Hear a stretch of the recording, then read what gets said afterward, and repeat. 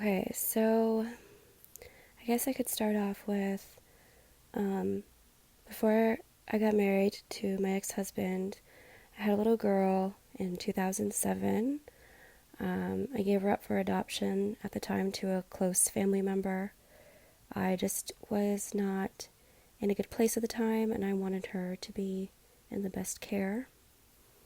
Um, I still see her, I'm still in her life, so um, still lives in the same town and everything.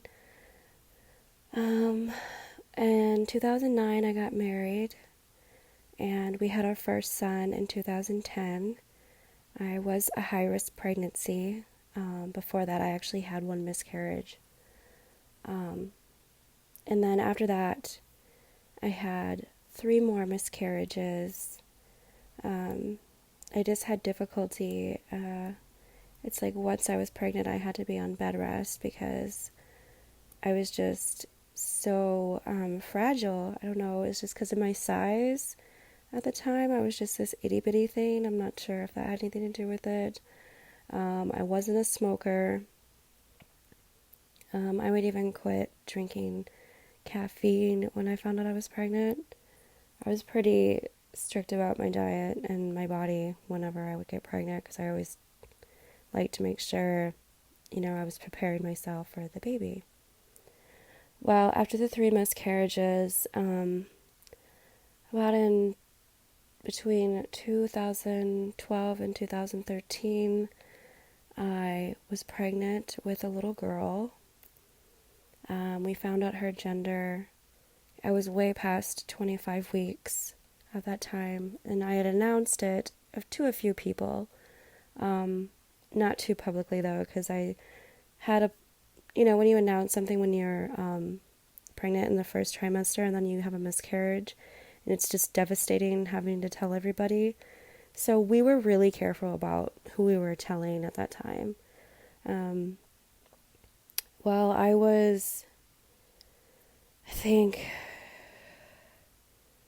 know I was a late stillbirth. I already had a name picked out for her. It was Lara Lee. And I was a good 30 weeks. I was at 30 weeks pregnant, and I was pretty good size. I was one of those that counted my the kicks and the feeling. I was always talking to her. I was always singing to her, reading to her. I've even had her big brother talking to her. He always used to hug my belly and say, "Hi, baby sister." And I went into a non-stress test one day because I couldn't feel her after it had been over a day, and it's just in that one day I was like, okay, something's not right. I'm not feeling my baby. And I called the doctor. They had me go in for a non-stress test, and there was no heartbeat. So they came in and told me that she had passed. Didn't know the reason, didn't know the cause. They had asked me if I had any falls, checked for infections. Everything came back normal. I had been really strict. I had been putting my feet up every day, doing everything I could. I mean, it was just not even 2-3 days before that she was moving around and I could feel her. I broke down, of course, and it was either wait until I complete my pregnancy or induce labor.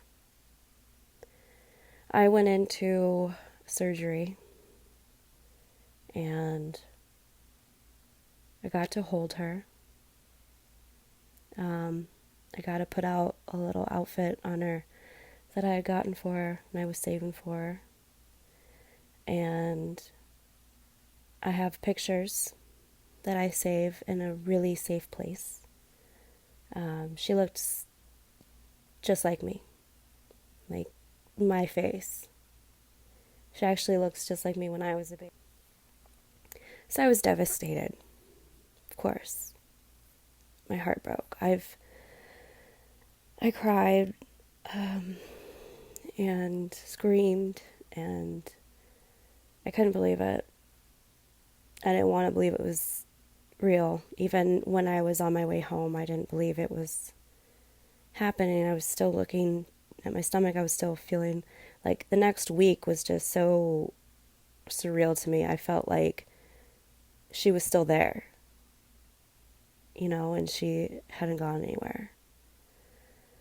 To me, she was very much alive. So I went back to the group of women that I knew, and at that time, as some people know from my channel, I was a former liberal, SJW, and those women are very pro-choice and very pro-abortion. When I told these women about what happened, a lot of them mocked me, and they said, "Your daughter didn't die, she's alive." Talking about my first daughter. And I corrected them. I said, "No, I had another daughter, and she passed away," and they would just shrug it off. And there was even some girls saying, like, "It's just cells, it's a parasite, it's not a baby, it's not a life." Or it was, "Some things are just meant to happen. Like, maybe you're just not supposed to have a baby right now." Just really insensitive and very cruel things to say to somebody who's still mourning the death of a baby. There was a forum that they forgot that I was in a group, and they were mocking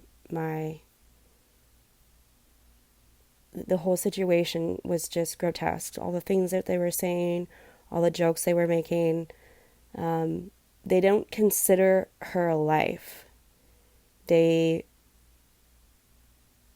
Which to me was just appalling. I knew at that moment that I had quit supporting pro-choice. I was like, no, if this is how you women, and I was never for abortion. I always thought, my assumption from this was just for extremes. But when you actually have conversations with these women, they brag about how many they have. They brag about their promiscuity, and not using protection, that it's no one else's business, that it's their body. They can do whatever they want with it. They can damage it, treat it like garbage, whatever. And they don't consider that baby a life. They do not consider that baby like anything. They almost talk like it's just like a thing, like it's just an object. And it's so sad. But at that moment I had quit. I quit supporting that whole thing. I was done. I knew at that moment I was pro-life, and I was going to honor my daughter's memory in the moments that I still had her. Holding her and getting to no one understands what that's like. And there are so many women struggling to have children and struggling with pregnancies, and they just mock them and they think it's so easy while they're out just doing whatever and getting pregnant as many times as they want, while there's women out there that would just love to have a baby.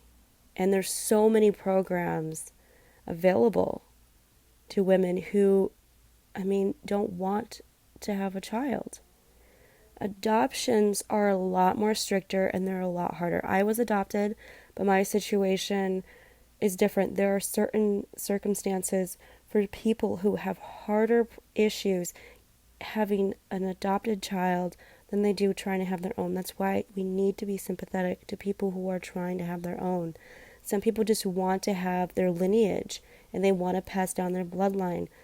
And that's completely understandable. I understand that. And I don't know, it's just very sad how these women talk about a life of a baby. So even today, I still have people, who try to attack that part of me. They'll say, her daughter never died. because you can't die if there's no life, right? So they don't consider her a life, and they say that I already have a daughter. My daughter isn't dead because the one that I have is still alive, and so they, the way that they try to do, they try to defend their just evil behavior is really beyond words. There's no way to describe the cruelty that these people have in them. But anyways, I still honor her memory, and I still hold those pictures dearly. I pray, and, after that happened, I prayed and I prayed and I prayed. In 2015, we had our second son, and he has been a blessing. I see a lot of times where I still imagine their little sister. So, but I will forever cherish her. Her life mattered, and I'm very much pro-life. I believe in all lives. So that is my story. If you want to follow my other videos, subscribe, feel free to comment. I do read. I don't always respond to them, but I do read them all. And yeah, that is all I have to share today. I might share something else in a little bit, but I wanted to share my story, my pro-life story. I will see you again soon.